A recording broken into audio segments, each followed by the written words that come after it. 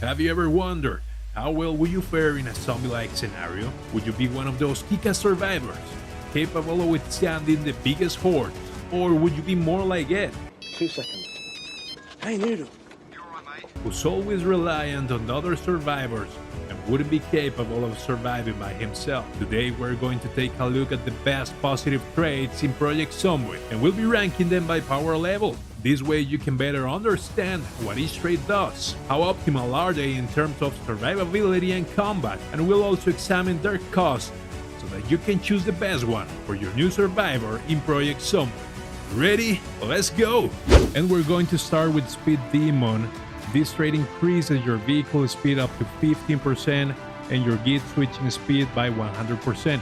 This is great if you want to avoid hordes, drive fast, and towing cars. Amazing if you are looking to do that. It's great in nomad drones. In normal drones, I wouldn't recommend it. I would say choose it if you have spare points. Otherwise, it is not necessary. I would say C tier. Next trait on our list is going to be Cat's Eye. This trait increases your vision radius by 20% at night. This is easily an S tier in multiplayer. Single player is another story. You can avoid that. You can avoid nighttime gameplay just by going to sleep early, and that way you don't need this trait. For single player, use it only if you have a spare point. Next trait on our list is going to be the trait Dextrous. This trait increases the speed at which you transfer your inventory from one container to another. This trait is actually an S tier in scenarios where you're playing against a sprinter, where you need to transfer everything as soon as you can. But in normal scenarios, at the cost of 2 points, I would say that this trait is easily a B tier. Fast Reader. This trait increases your reading speed up to 50%. I would say that in single player, this trait is trash. Don't waste your points in this trait if you're playing solo. In multiplayer though, it is another story, as you depend on the reading time set by the admin. This trait could actually save you many hours of reading. Just for that, we're going to place it in a D tier. Outdoorsman. This trait reduces the chances of you getting a cold by 90% and the chances of you getting scratched by trees by 50%. If you're playing a wilderness run, this is a must-have for your character. In that case, it is an S tier, as you will definitely need it for your survival. But if you're playing a normal run, you're playing in Louisville, in Riverside, in a normal city, it is not that useful. You have better traits to choose from, and for the cost of 2 points, I would say that this trait is really situational. You can offset its benefits just by wearing weather-protecting clothing and staying inside when it starts getting cold outside. It is not necessary. It is a D tier. Next trait is going to be the trait Wakeful. This trait reduces your tiredness rate by 30% and allows your character to need less sleep overall. In multiplayer, this trait is trash, as you don't sleep in multiplayer, but in single player, the trait has its uses, as will improve your endurance regeneration. I have found that my characters develop a rather weird sleeping schedule. Sometimes I'll be up at 3 a.m. not knowing what to do, and that poses new threat to my character. So for 2 points, I would say it is a C tier. It is not necessary. It comes with some perks. C tier definitely. Next, we have the trait Iron Gut. This trait reduces the chances of you getting food poisoning when you eat raw food. This trait is literally garbage, as you can avoid any downsides simply by not eating raw food. This trait goes straight to the F tier. Never pick this trait. Now, Angler. This trait grants you the ability to craft fishing rods and awards you with 1 skill point in fishing, all at the cost of 4 points. It's easily an F tier. Why? Because you can find food everywhere, literally. And if you really want fish to be your primary source of food, you can just gain the point by fishing naturally. This trait won't give you any real or feasible advantage when fighting zombies or surviving overall. Now, Baseball Player awards you with 1 point in Long Blunt, all at the cost of 4 points. It is okay, but it is not incredible, especially at its current cost. I would put it in a C tier, just because it slightly improves your fighting capabilities. On the other hand, we have the trait Brave. This trait reduces your panic generation by 70%. That's incredibly good, as panic reduces your overall damage. The only downside is that over time your character will become desensitized to zombies, thus generating less panic. I would say that for new players, this trait is incredibly good. If you're barely learning how to deal with zombies, this trait will help you a lot in not having to worry about panic. But for veteran players, there are better traits to choose from. Overall, I'd say it is an incredible trait and I would put it in a solid A tier. Now the next trait is going to be Firstaider. This trait grants you a whopping of 1 point in, you guessed it, First Aid. Now let me be totally clear with you guys. I don't like this trait. I think it is an F tier, mainly because the meta in Project Zomboid is not fixing your wounds.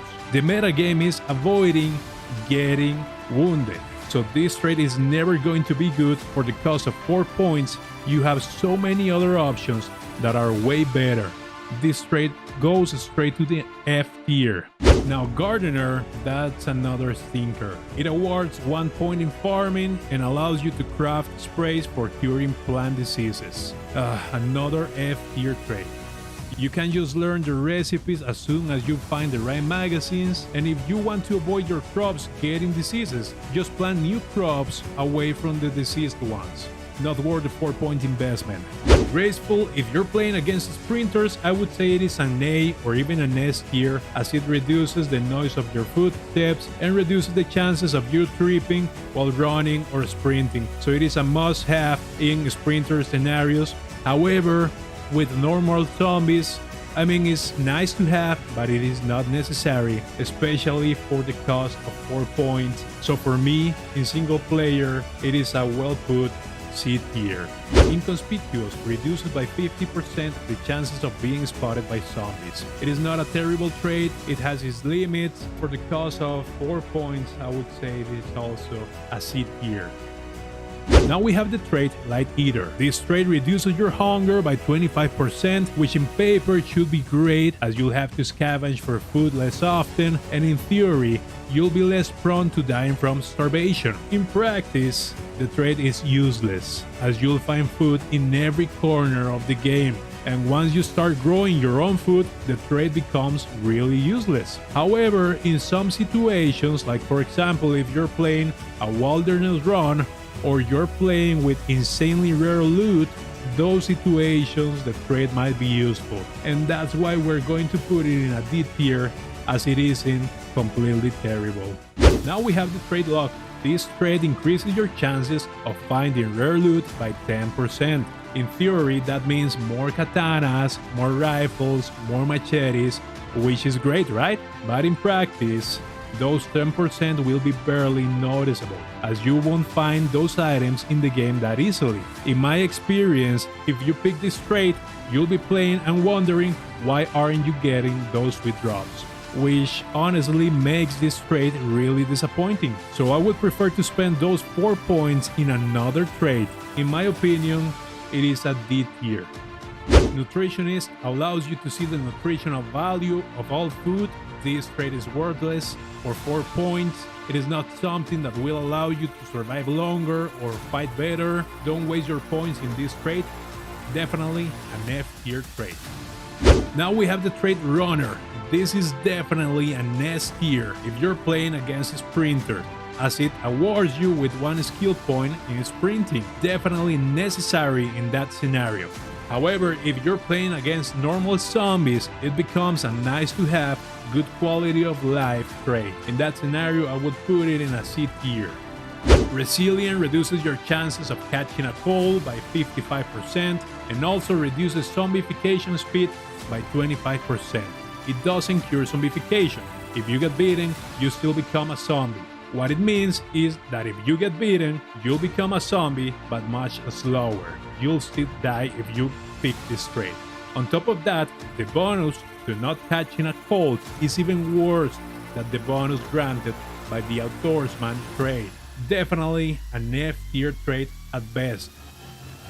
Next we have the Sewer trait. It boosts your tailoring skill by 1 point. Tailoring is actually very useful as it grants your clothes more protection against bites and scratches, and it isn't an easy profession to level up. However, the downside of this trait is its high cost of 4 points, which is way too high for the actual benefits that you can still obtain by leveling up your skill normally with the help of leveling books. I said it is a C tier for sure.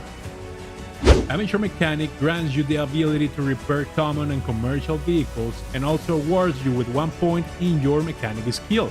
This trait is particularly useful if you're going to focus on building a mechanic or a nomad character, where finding a vehicle is paramount to your survival. So overall, I'd say for the cost of 5 points, this trait is a solid B trait.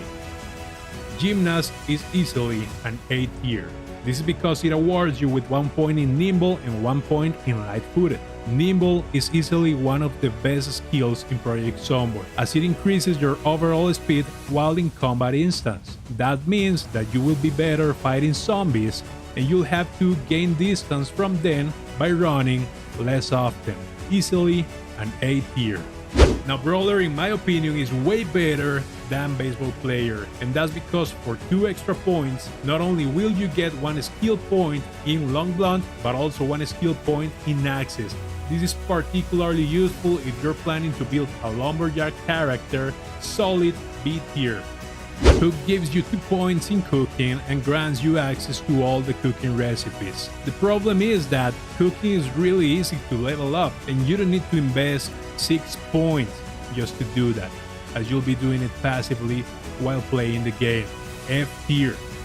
Eagle Light for the cost of 6 points will increase your visibility range. Now, if you pick this trait, you'll barely notice any changes in your visibility range.